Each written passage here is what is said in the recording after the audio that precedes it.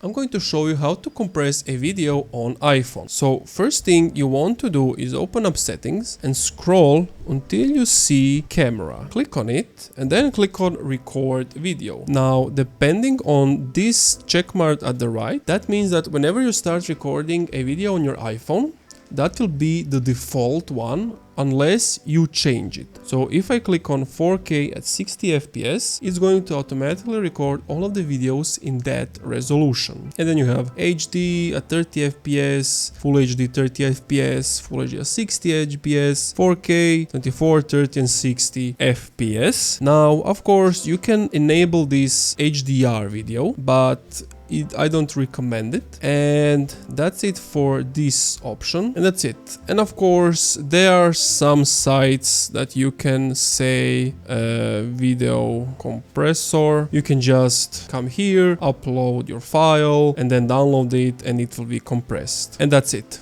Thank you for watching this video. If you enjoyed, leave a like, comment, subscribe.